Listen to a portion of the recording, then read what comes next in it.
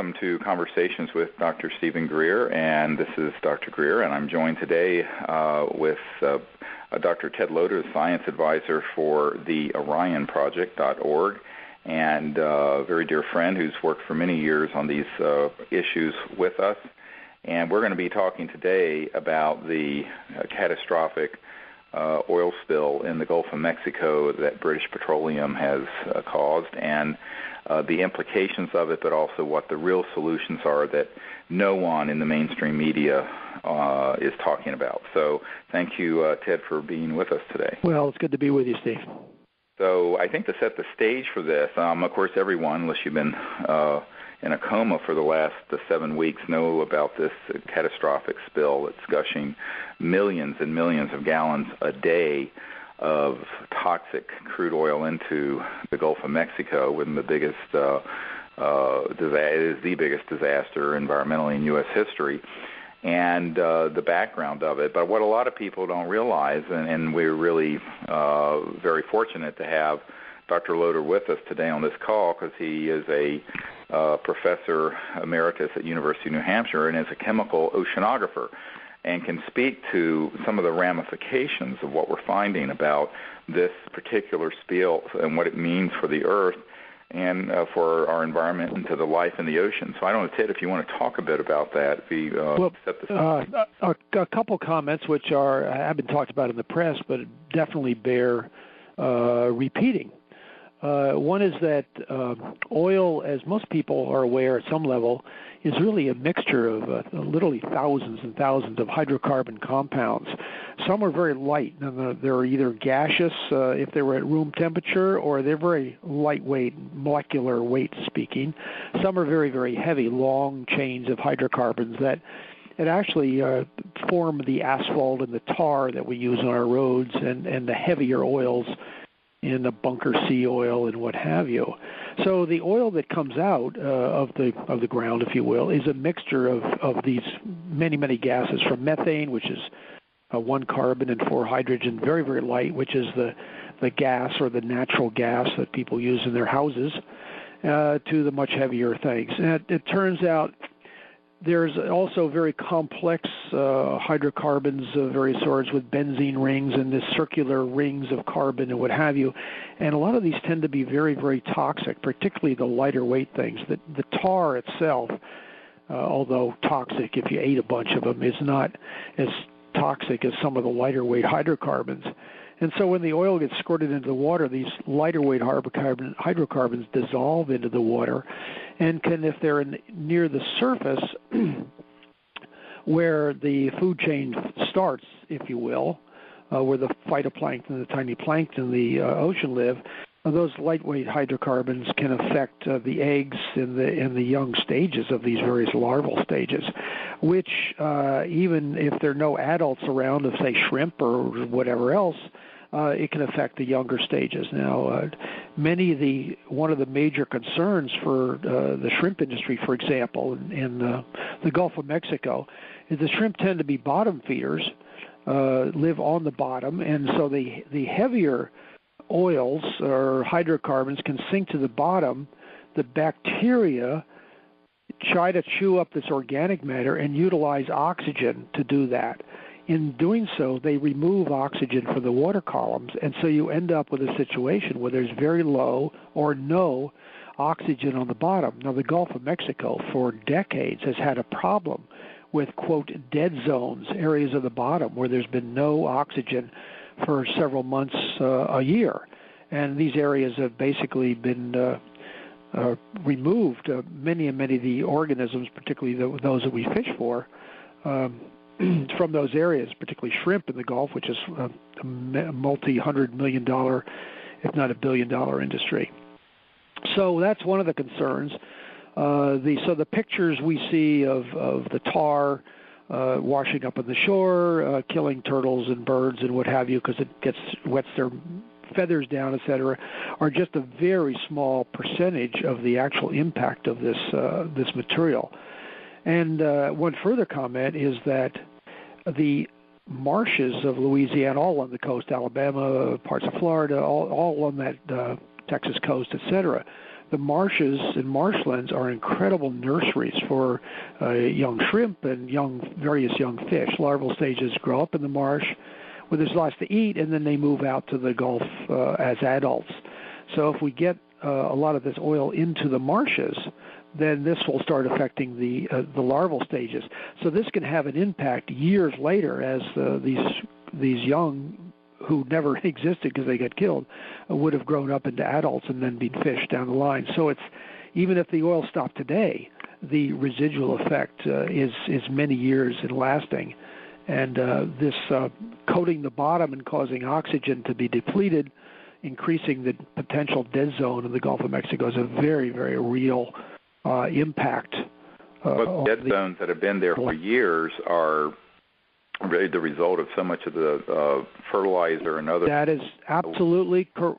That is absolutely correct. From the Mississippi Delta into the Gulf, and again, you get this blooming of microorganisms that use up all the oxygen, and then everything else dies. So they're saying this is going to happen on steroids there in the Gulf, and because of this is exactly what's happening with these microorganisms eating the oil, as it were.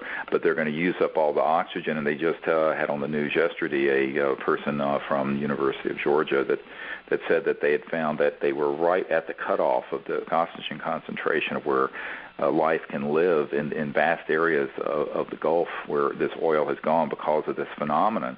And I might also point out that the wetlands that are being coated and destroyed is not just what's being killed that are that are larvae and life and birds and pelicans and all that everyone's seen, but the actual marsh grass themselves are being killed, and that's going to be a loss of that land mass for a protective barrier for New Orleans and other cities.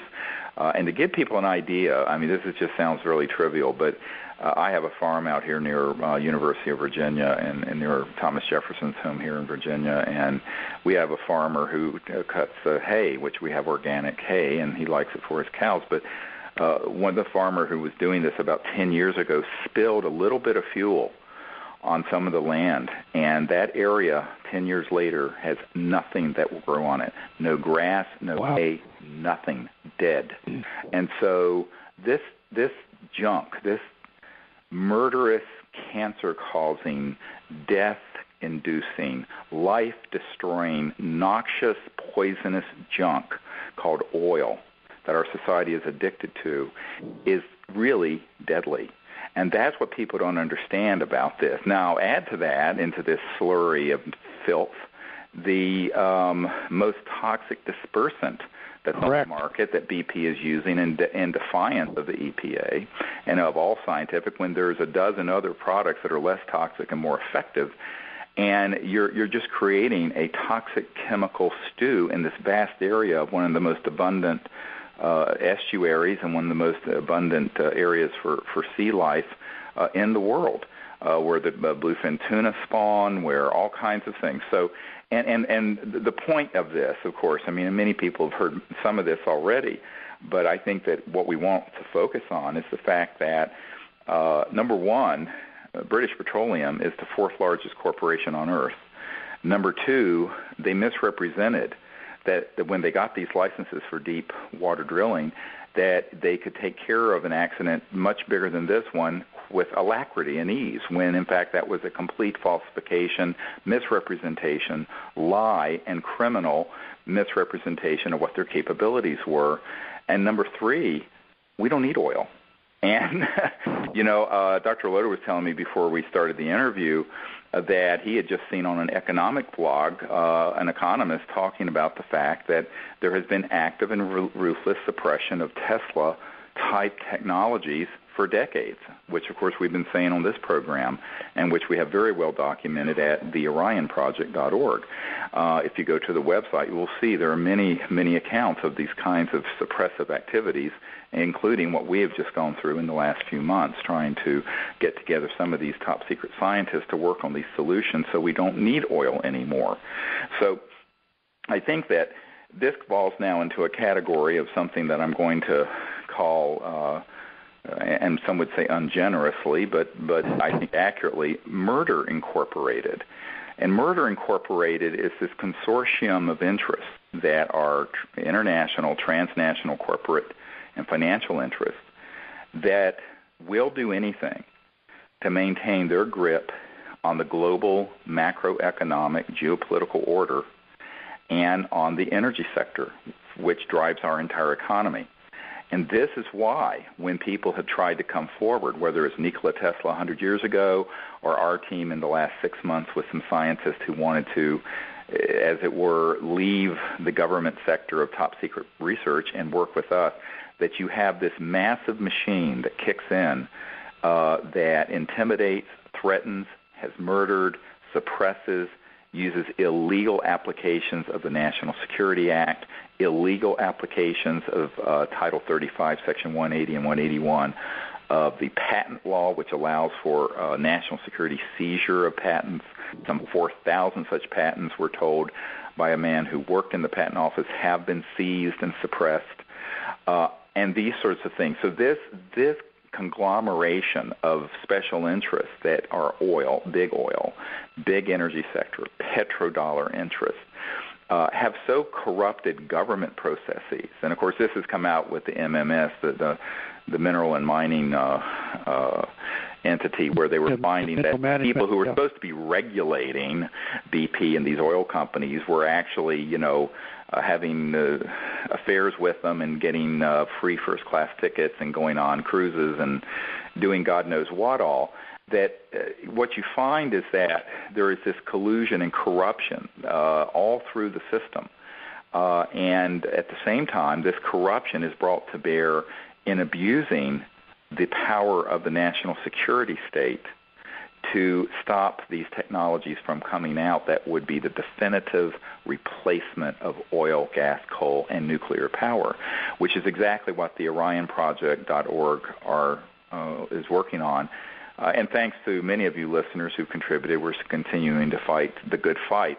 But what is really, as I watch the media coverage of this, Ted, I think one of the things that I'm astonished by is the fact that no one is talking about the fact that the President of the United States, now having made 3 or 4 trips down there, and every top-level cabinet person, and all the so-called MIT brain trust and engineering trust has come in, not a single person has come forward to talk about the very advanced technologies that exist within classified projects that include the so-called alien reproduction vehicles and these so-called anti-gravity vehicles that could, with alacrity, go down to the bottom of that ocean, 5,000 feet beneath the water, and seal this thing probably within 30 minutes.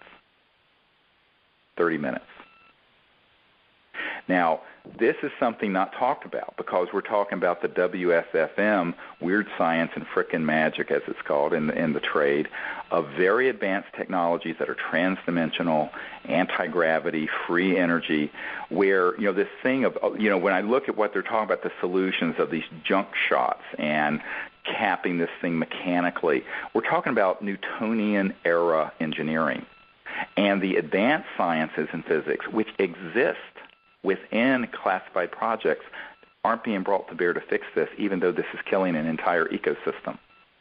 So this is, at this point, in my opinion, reached the point where the public need to write the White House and say, look into the orionproject.org types of technologies we're talking about and get these technologies to be brought to bear to, A, stop the leak and the gusher immediately, B, clean it up, and C, bring out those technologies so we don't need to do any more drilling in the Gulf or Alaska or anywhere else, because we do not need it. The discussion is always, you always hear these people, well, we want to be safe, but we have to drill because we need the oil because we don't have anything else. Well, this is nonsense.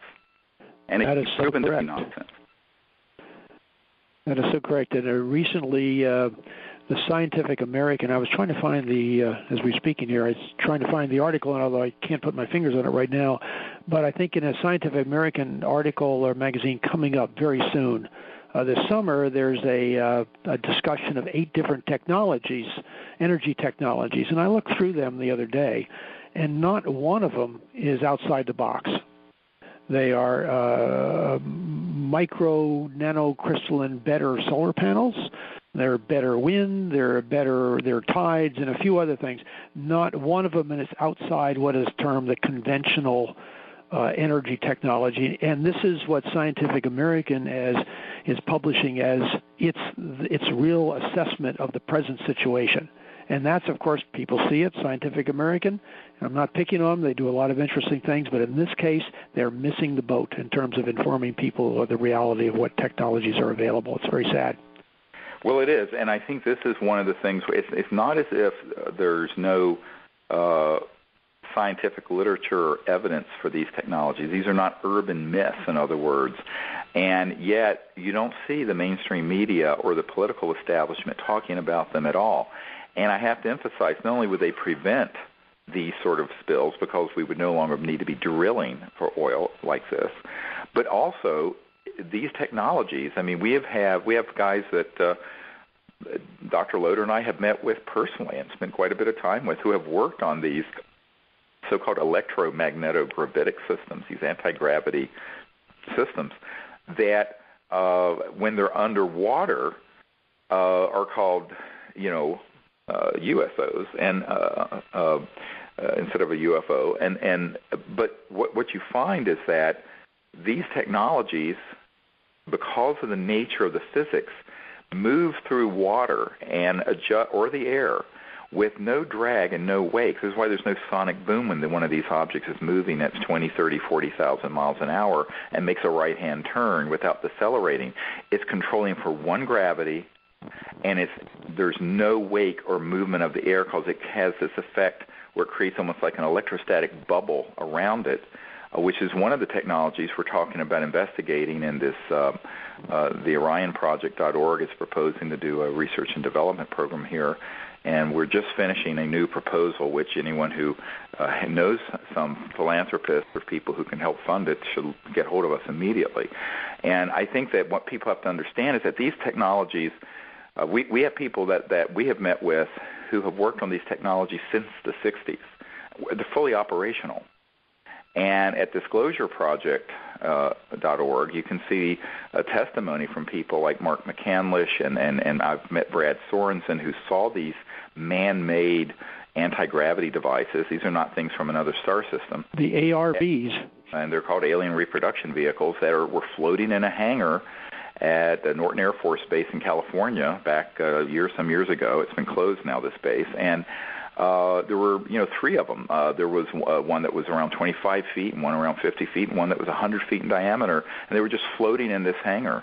And their startup power system was a 24-volt marine battery, and then these coils would go over unity, meaning they'd pick up the energy from the quantum vacuum of space around them, and were configured in such a way that there was a mass cancellation effect, and the things were just floating there.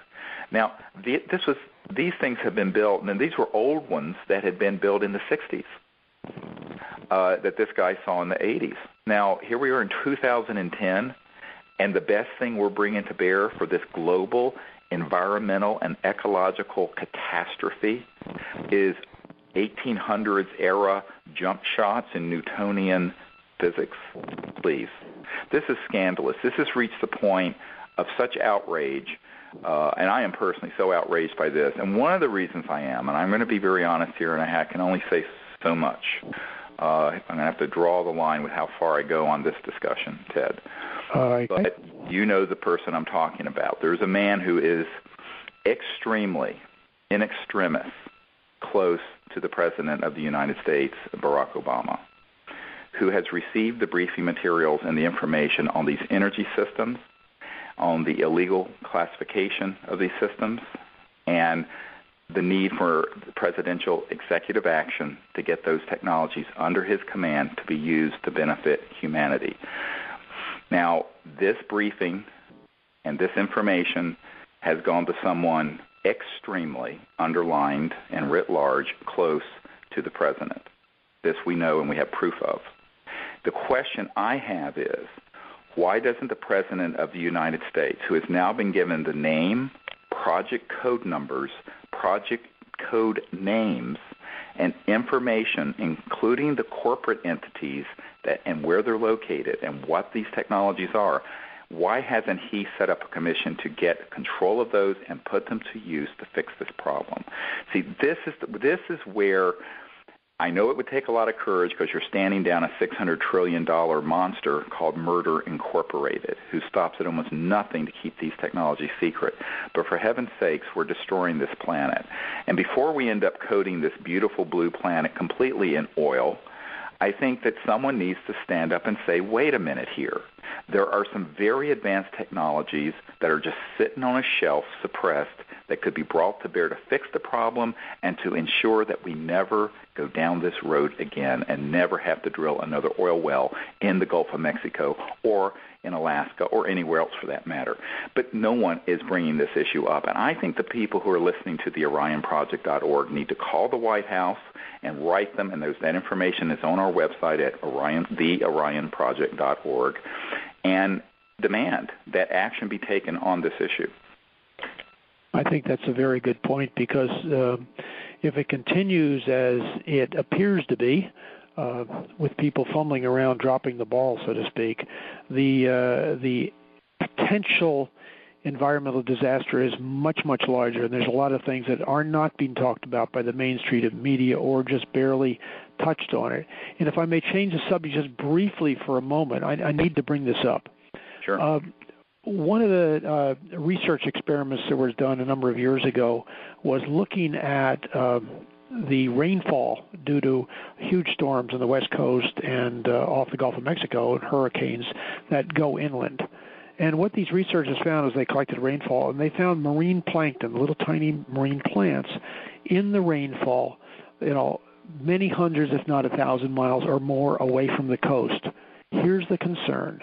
If that is indeed the case, which is that there's scientific proof that was in that study that does occur, the dispersants that are being added, which are cancer-causing, very, very nasty chemicals, and they put millions of gallons of that stuff out there, those dispersants could be very easily picked up from the ocean and carried inland, and then in our rainfall, into our drinking water, in a lot of areas. Now we're talking about an environmental disaster that's not only coastal marshes and pelicans and some food chain organisms, but it starts affecting people. And in fact, I've read several places of behind-the-scenes plans to remove populations from the coast if this sort of thing starts happening. So I didn't want to get too far away from the energy thing, but the impact of this thing may be much, much larger than anybody can even imagine or speaking about publicly. And that's why, right. And a lot of these, volatile organic compounds, yes, benzene and others, and these dispersants and the other petrochemical compound, this slurry that could be picked up by, say, a hurricane or a tropical storm, and moved over vast areas of the United States and the southern all the way up to New England, that what you could have from that are a whole lot of sort of atomized, like when you spray a perfume bottle and it's little fine particles of this junk, all in the air and in the water and in the rain, and it's toxic and it's cancer-inducing, but it also destroys the immune system. So you're going to see a whole bunch of problems. And in fact, the workers, one of the big cover-ups that's happening right now is that British Petroleum is trying to minimize the health effects of this on the workers who are down there. There's some 20,000 people they claim are trying to clean this mess up. And, Anderson Cooper on CNN has been covering the fact that many of these people are really getting really sick. And this stuff is toxic. Just breathing in the fumes. But if you get a tropical storm that picks up a huge amount of this stuff that's in the marshes and on the surface of the water and even down deeper in the water, because the water gets churned up with 40 and 50 waves and storm surges, that can be picked up by these swirling cyclone-type tropical storms and hurricanes, and then all that misted sort of atomized material gets swooshed all over the landmass and falls on people's homes and on crops and on people's persons and in the air they're breathing and in the water table they're drinking, et cetera, and so on. Very, very important. So, and when you think about the fact that since the early 1900s, we haven't needed oil. We haven't needed coal. that there have been these technologies. And I want to bring up something here. And again, I have to be very careful how far I go here because I don't want to burn bridges to people who are behind the scenes trying to help us here in Washington. But there is a very senior member of Congress who's chairman of a subcommittee of the Congress, who has a friend that called us last year who had been a Department of Energy official. And this person had been, for a period of time, at Oak Ridge, Tennessee, where there's, of course, a Department of Energy facility. Oak Ridge has had a long history with, of course, nuclear weapons and armaments and what have you, as well as other research projects. But this person informed us, and this is a very close friend of a senior member of Congress, that while there, that this DOE official had been in a facility where there were dozens and dozens and dozens of these advanced, quote, free energy devices that were in a classified area held away from the public under lock and key. And this dovetails with exactly what we have been told by an inventor and scientist and engineer named John Bedini, who was taken to a facility in Wisconsin years ago by an intelligence agent, where he was shown a facility that was filled with dozens, if not hundreds, of these sort of devices that had been confiscated, some of them dating back to the late 1800s and early 1900s. This is not an urban myth. And I think that if the president or the private sector in our group, they can't get the support to get the funding to build something like this independently and quickly, that there need to be the public writing the White House and their members of Congress saying, we want a congressional hearing on this. And because we have people who can be subpoenaed. And when those people are subpoenaed, out is going to come all this information. And, you know, and I think we're at the point where, and some years ago I coined this term, and it's planeticide. And that is where we reach a point of such careless, reckless, and intentional suppression of these sorts of advanced energy generation systems, and it's being done with malice aforethought, that Murder Incorporated really is at the point now where they are committing planeticide, the murdering of an entire planet's biosphere, because we have literally thousands of species of plants and animals becoming permanently extinct. National Geographic has stated that we are now in the largest extinction period since the asteroid hit the Earth and caused all the dinosaurs to go extinct some 65 million years ago or so, and that this is all man-made. And it's all avoidable. It isn't as if we don't have anything but nuclear power and gas and coal and oil. We do have them. But these people, who I call Murder Incorporated, are so hell-bent on keeping the world addicted to oil in a centralized macroeconomic system that they control, that they will do almost anything, threaten, lie, cajole, all the things that have happened to us in the last few months that you heard about our last interview with the board of directors of the orionproject.org. And now we have this catastrophe in the Gulf of Mexico. And we're going to have more things like this happening. So it's the old adage that unless we change direction, we're going to end up where we're going. And where we're headed here is towards an unmitigated disaster for humanity and for the Earth, and it can be avoided. But it can only be avoided if we, all of us together, join forces, vow to come out with these technologies, because as we've said many times on this program, we've been searching for years for people who are not in these classified projects who might be able to have one of these types of systems developed. But the people who have been able to develop these on their own, many of them have been threatened or are afraid to come forward with them. So we have got to create a secure facility that's here where we can supervise the work and bring together a brain trust of fantastic scientists and physicists and engineers, which is what we're proposing to do in this new proposal.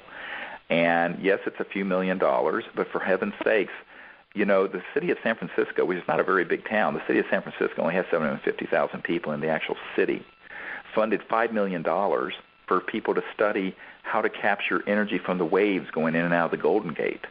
that was just to study the feasibility of it, not to build anything. We have a budget that would actually do the research and begin to build these systems for that.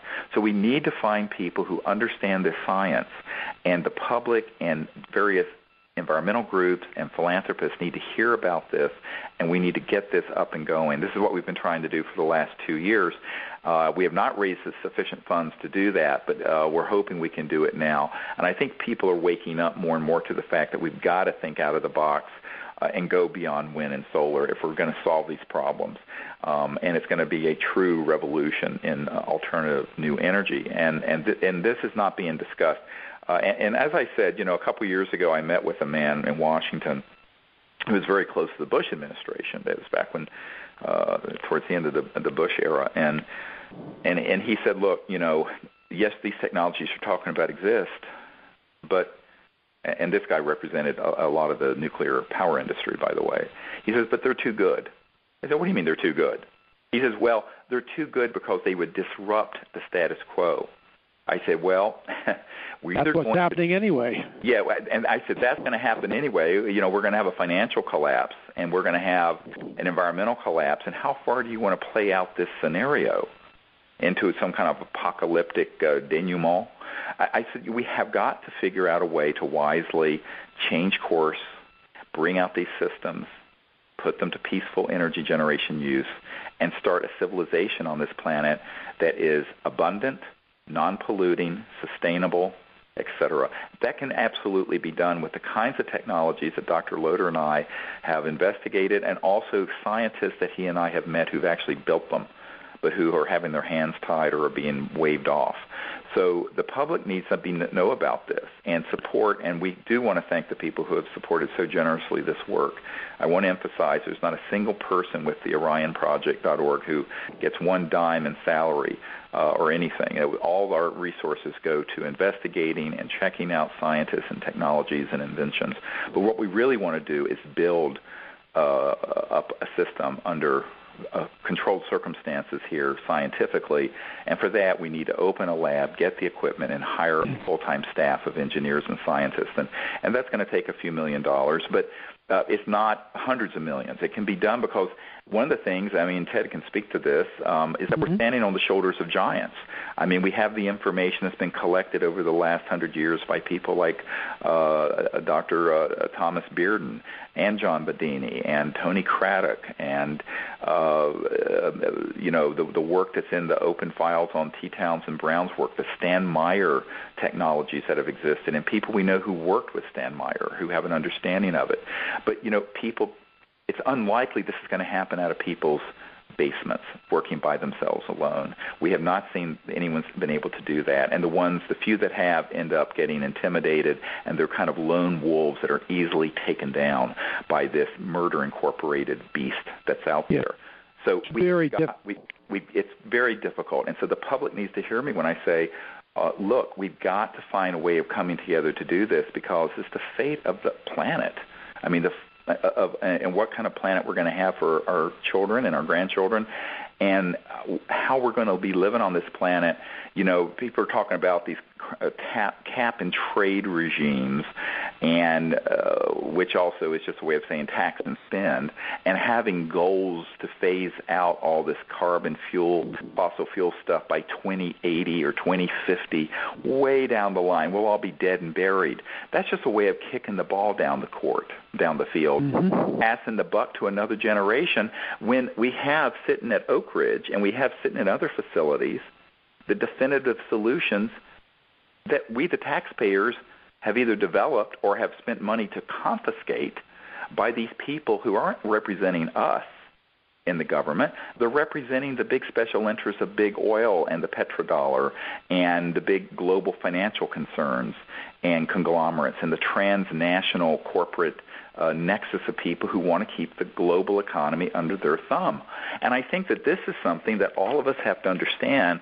We have to, frankly, say no to and rise up against, but not in a violent way, in a velvet revolution way where we say, look, we're going to come out with these things ourselves, and we're going to do it so that there are millions of people who know about it and support it, and that's what we're asking for. I want to add a comment to that.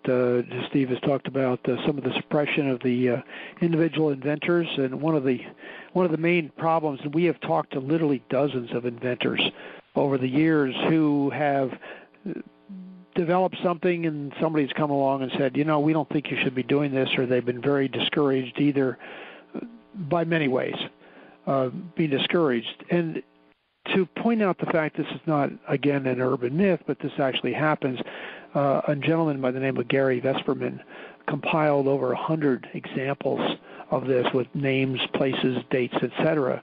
And he wrote a small book on that, and you'll find it listed on the Orion Project website by Gary Vesperman, Suppressed Energy Technologies. Vesperman with a V. Yeah, that is correct. And you'll find it very, very interesting. And you read that, and it actually is kind of depressing, because you realize that many of these people did have solutions to what we're talking about. And well, of course, discouraged. And we know that Tesla did as well, and he was also suppressed. And then, a lot of people think this is an urban myth, except we have the documents to prove it, and that is when Nikola Tesla, who invented AC electricity and what have you, passed away, the FBI swooped in and confiscated all of his secret papers and information on these things. And the reason we know this is that I have a Department of Defense letter demanding that the FBI turn that information over to the Department of Defense, but the FBI wouldn't do it because the left hand doesn't like to work with the right hand in these secret projects. And so this is a smoking gun that, in point of fact, the FBI did go in there, confiscate this information, and this has been going on for decades. So this nasty little game where our government has been hijacked and infiltrated by these petro-Nazis and people who are absolutely, as Tom Bearden calls them, Dr. Bearden calls them, these devils that are in the system. And it's very, very hard for someone working by themselves or even a small, and that's why we have to do this as on the one hand, an research and development program that has good security around it, but also that is being done with the knowledge and support of millions of people, like those of you listening to the World Puja Network. And again, I want to thank the people of the World Puja Network that they give us this time so we can update you on these incredibly important issues.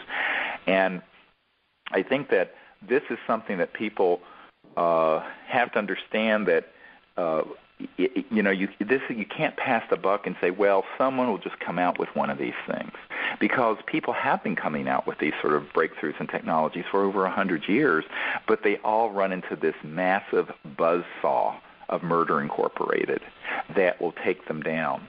And I think this is what we have seen firsthand recently, when we began to get these top-secret scientists who have worked in the weird science and frickin' magic, as they call it, area of very advanced transdimensional sciences, and have had people come in and claw them back into the beast because they were working for the beast their whole entire lives. Their pensions are tied to the beast.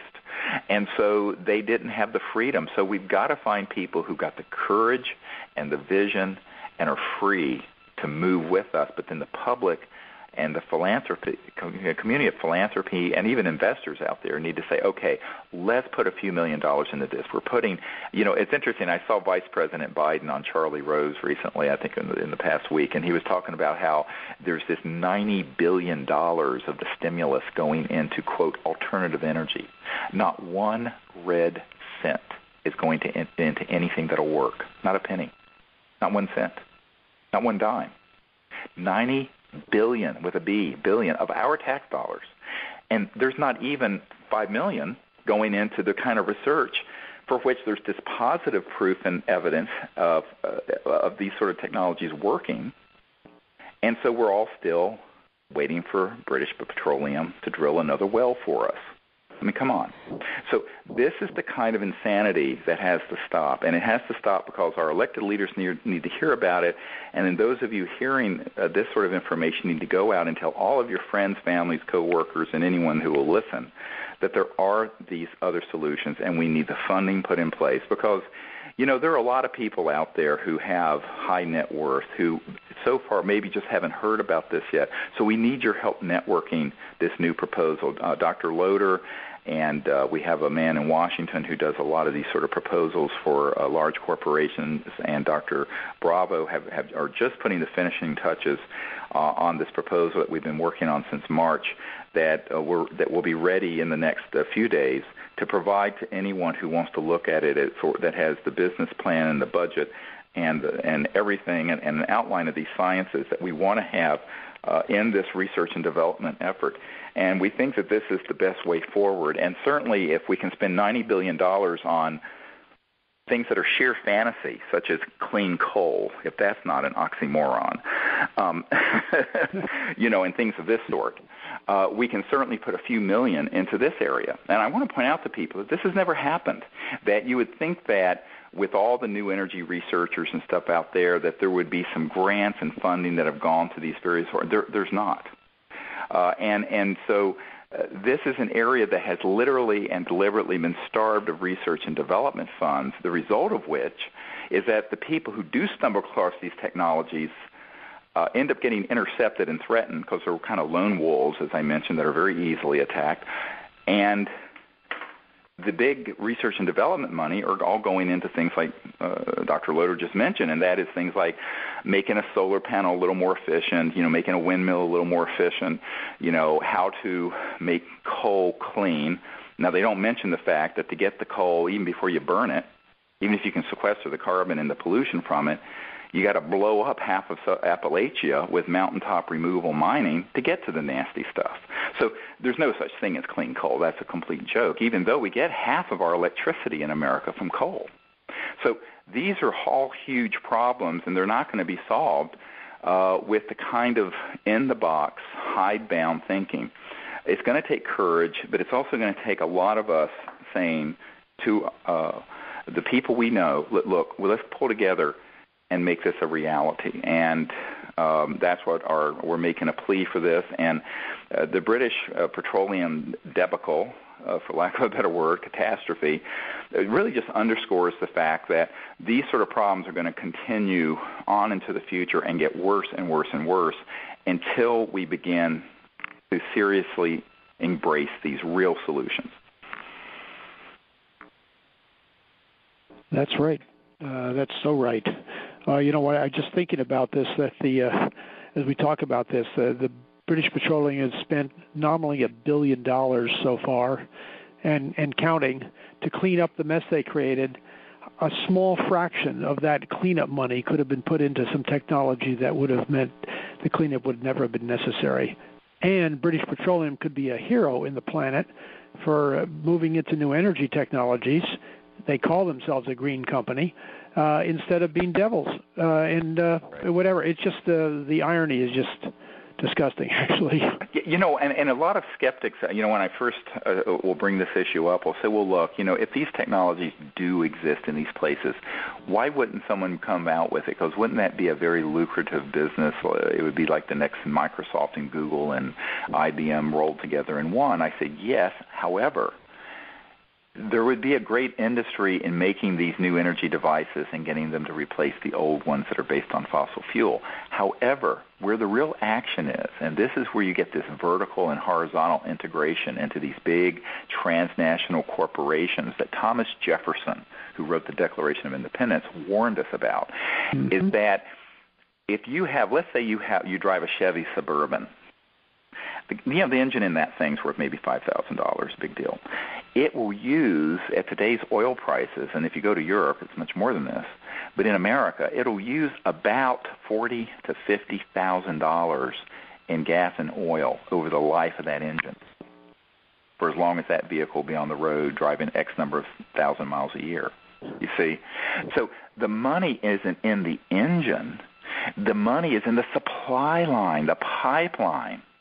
And then you get into the big financials, the so-called derivatives and futures markets, where Goldman Sachs and all these big transnational trading corporations are trading on the assets of the oil and gas and coal reserves and minerals that are in the ground. And the churning of commissions and the speculation and the pumping the prices up and then driving them down and pumping them up and driving them down and pumping them up and shorting it and going long and going short. I've studied this. This is where the money is. Well, suddenly all that commodities game becomes irrelevant because the energy is coming from the space around us. The supply line of selling this nasty stuff isn't needed. And you can actually grow. And I mean, people talk about all the people employed in the oil and gas industry, but it's actually, as a percentage of the world's population, it's infinitesimal. The world would go through this economic blossoming, but the people who are at the central control panel, these 200 or 300 individuals and corporations that have 50% of the net worth of the world, literally, those folks are going to see a relative reduction in their power. And that's what this is about. That's what the secrecy and the suppression is about. It is not about national security. It is not about any of the things that they wrap themselves in the Bible and the flag and everything else. This is a complete lie, and it's the big lie. And so what I think people have to understand is that the interest in suppressing this isn't a matter of just how much coal and oil is being sold each year. It's also how much is in the ground that's basing all these derivatives and future markets trading and commodity trading and the petrodollar and on and on and on. That amounts to hundreds of trillions of dollars. And that then begins to see what you're talking about in terms of real money and real geopolitical power and the things that will be done, the kind of corrupt things that are done in the name of national security or in the name of God and America and apple pie to keep us addicted to oil. And the only way this is going to change is for people to become educated on it, demand change, but also walk the walk. And that is provide the funding and the research and development dollars to be able to open a laboratory where the kind of scientists that Dr. Loder and I have met and worked with over the years will come together and do this. Because I can tell you that the laws of the universe are universal. I mean, if Nikola Tesla discovered it, or Stan Meyer did, or T. Townsend Brown did in the 20s with his high voltage anti-gravity type work, it can be discovered again. I mean, we have literally a file that was from an intelligence officer that we acquired recently that's thousands of pages of data on these sort of secret technologies that we're not, the person who supplied it, we're not allowed to provide the name of it, of how we got it, but it's a very important document that our engineers can use. But they have to come together. We need to get them in one place. We need to have a dozen or so top-drawer engineers and physicists and scientists working. And you can't do that with a few $1,000s because most of these people have current day jobs and families to support. So we're calling on the public and the philanthropic community and the environmental granting community to provide these funds for us. It would be nice if the government would provide a grant to do this kind of work, but unfortunately I think the government is so utterly corrupt that I believe that when I see it, frankly. Yeah, there's a real problem there, because even if you have one governmental agency who says, oh, this would be great, we support this, we'll give you some grant, somebody else from another agency, again, in using national security issues, change of it, economic issues, etc., comes along and twists somebody's arm. And that's done all the time. And so suddenly one agency will just pull back. And there's a great example, and I'll let you tell the story, Steve. You mentioned it in the past about Bill Richardson's supporting of some technology. I'll let him tell that because he remembers the details better than I do. But this is very important thing to be aware of. People to understand. Those of you who are concerned with nuclear waste and all the radiation from having all this from power plants and nuclear weapons, we got this junk that they're saying, gee, where are we going to store this stuff because it's going to be deadly radioactive crazy stuff for 25,000 years. And we've only had human civilization for a few thousand. So there's a man named Ken Shoulders who had developed something called charged cluster arrays, and I won't go into all the detail, but basically it had a process that really did involve an over-unity effect.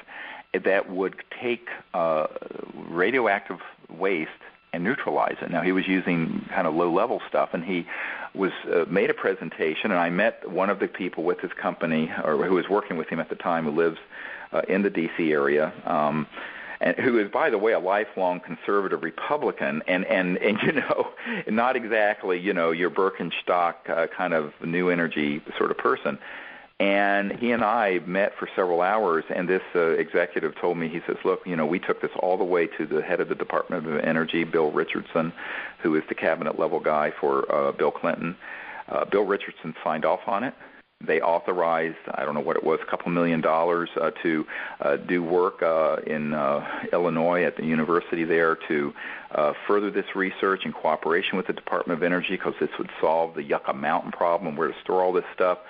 And suddenly Virgil Parks with the American Physical Society at the University of Maryland and a whole bunch of other people circled the limousines and made such a stink that even after the grant was published, that they were going to issue this grant for Ken Shoulder's group to go forward with this research and development effort, they pulled the money back, which is almost unprecedented, and refused to provide it.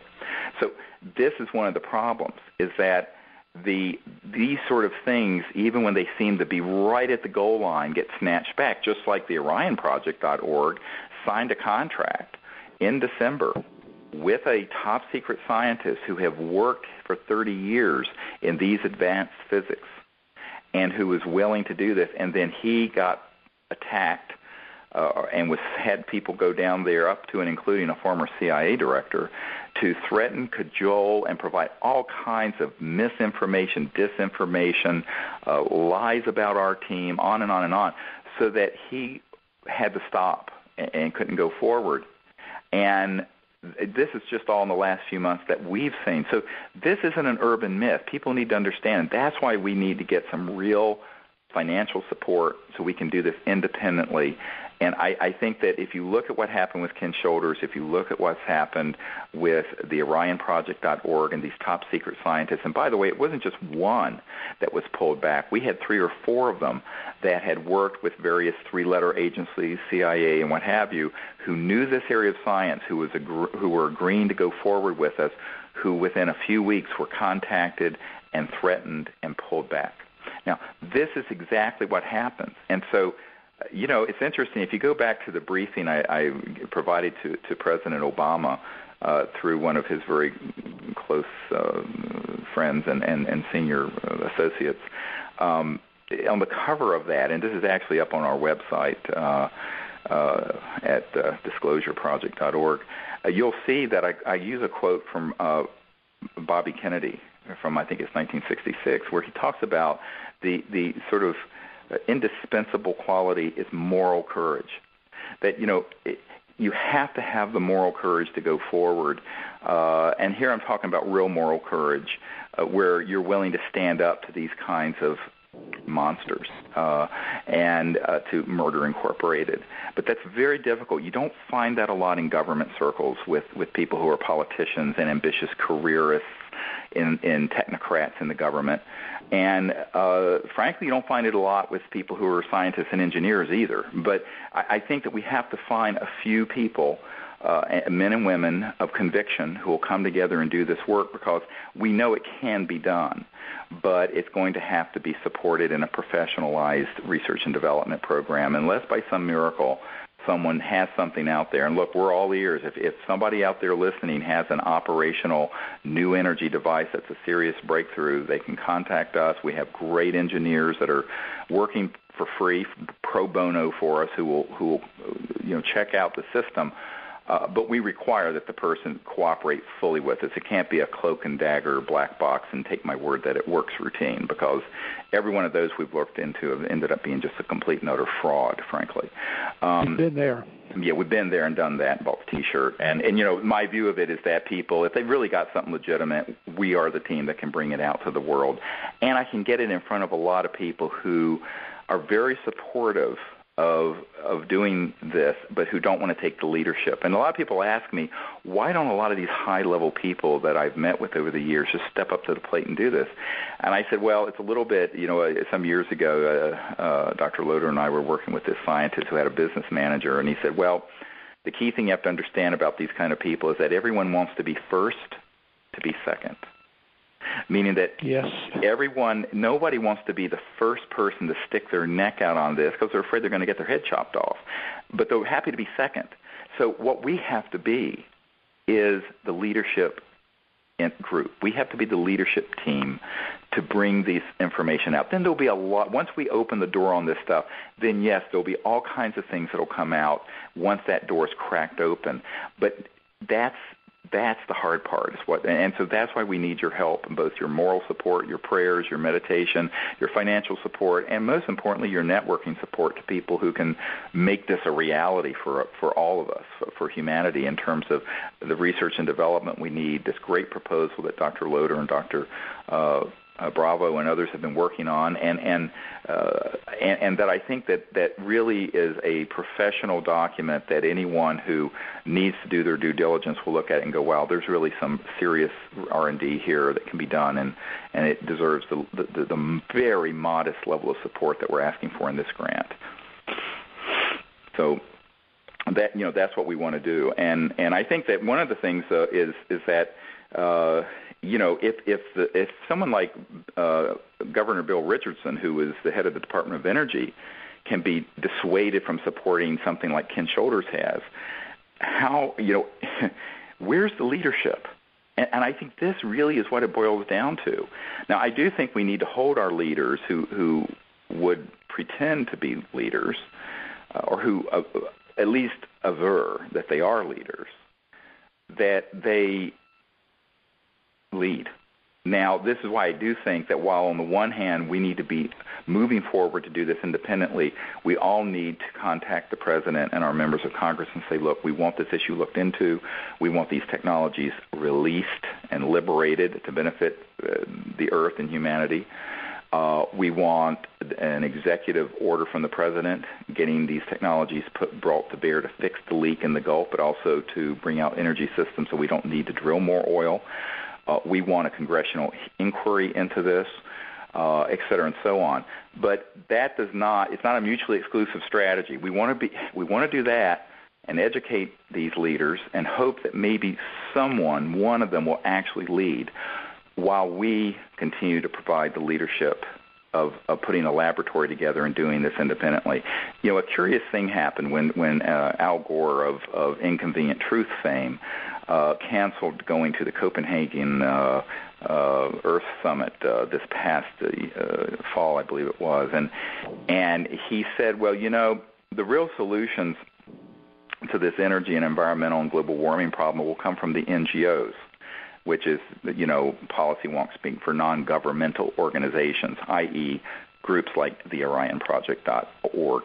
And so it's interesting that, I think there are a lot of people, moral support is there, but we have to manifest it. I think people are very much afraid of sticking their necks out because, as this one man I met with who worked with the Bush administration, they view these technologies as disruptive, that there are too many powerful, murderous, ruthless special interests that will do anything to keep them secret, and they don't have the fire in the belly and the moral courage to do it.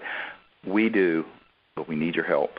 And we need your help finding the funding sources for this grant proposal, and we need your help in finding people who might know these technologies, or maybe someone listening who actually has an uncle, a friend, a relative, or something who has developed these and has just kept it under wraps or has had some kind of implied threat communicated to them. We would encourage them to contact us if they're willing to cooperate with our process of investigating and transparently and openly vetting the technology. But we also need your support in contacting the President and members of Congress and saying, look, these technologies exist. Go to the orionproject.org, and we need to see that there's some real leadership coming out of our elected and appointed officials on this enormous crisis.